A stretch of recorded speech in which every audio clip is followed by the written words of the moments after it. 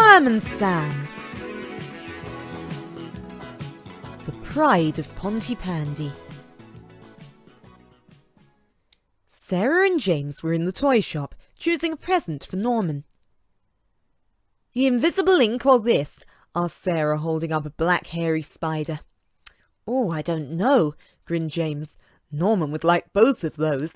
Let's get him the ink and the spider." "Hurry up now, you two.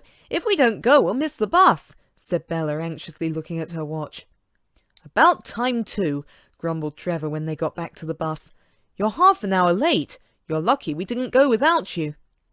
"We're sorry, Trevor," said Sarah.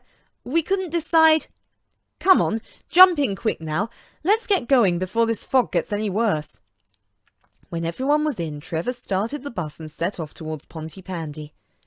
As they drove along, the fog started to get thicker.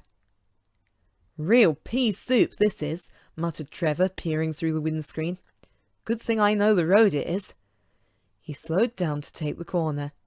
"Oh, hold on tight, everyone," he gasped, slamming on the brakes. The bus stopped just in time. "Seems to be something across the road," said Trevor, jumping out to have a look. "Bloomin' heck," he shouted. "There's been a landslide. The road's completely blocked. We'll have to go around the other way." But as he climbed back into the bus, there was a big rumble, and earth started rolling down the bank until the road behind the bus was covered too. "Oh my goodness," Trevor cried. "Now we can't go backwards or forwards. We're trapped. I wish Fireman Sam was here. He'd know what to do."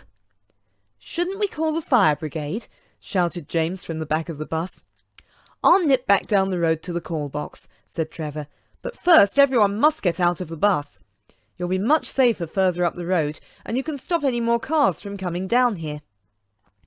At Pontypandy Fire Station, firefighter Penny Morris was putting Fireman Sam, Fireman Elvis Cridlington, and even Station Officer Steele through their paces.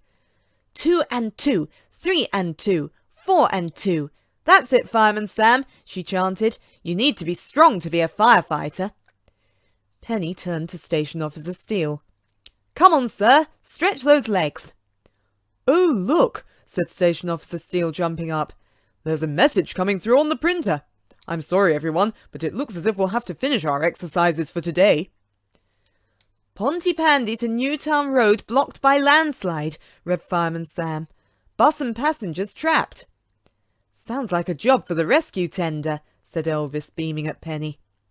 "Yes, but landslides can be very dangerous. We'll need all the strength we've got.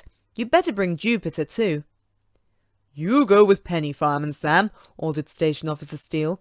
"Elvis and I will follow you in Jupiter."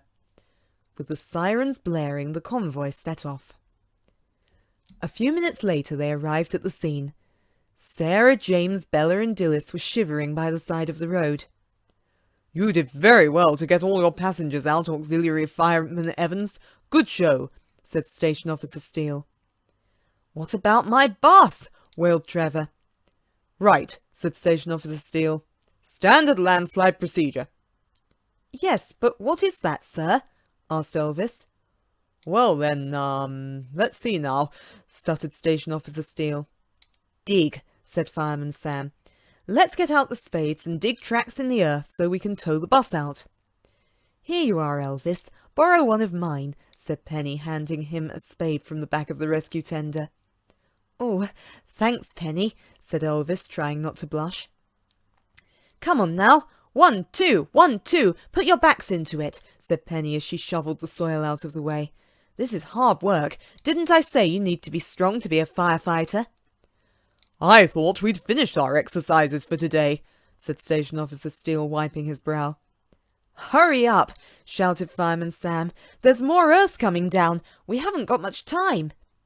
They all put their heads down and dug as fast as they could. Before long they'd made tracks through the earth. "Right then," said Fireman Sam. "Now all we need to do is attach a tow rope and pull the bus out. Trevor, you get in so that you can steer. And don't look so worried. A good wash and your bus will be as good as new again." "We'll clean it for you," called James and Sarah together. Trevor climbed into the bus, but jumped out again immediately. "Now what's wrong, Trevor?" said Station Officer Steele impatiently. There's a tarantula in my seat, sir, stuttered Trevor. Impossible, Evans, bellowed Station Officer Steele. You must be seeing things. Fireman Sam, you take a look. Oh no, James whispered at Sarah.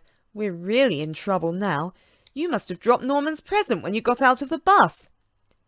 Looks like Norman's been here, said Fireman Sam, winking at Sarah and James as he held up the toy spider. You'd better keep this behind bars, Sarah, or you won't be travelling by bus again. Come on now, said Penny. My tender's not strong enough for towing. We'd better use Jupiter. Please will you take the wheel, Fireman Sam? Fireman Sam climbed into the cab and started the engine. Towed by Jupiter, the bus slid out of the mud easily and was soon back on firm ground again. There you are, Trevor, said Station Officer Steele. Thank you very much for your help, Firefighter Morris, said Fireman Sam. It was nothing, said Penny, looking at the group of beaming firemen. Without Jupiter and you four firemen, no one would even be able to see Trevor's bus by now. They don't call you the pride of Pontypandy for nothing.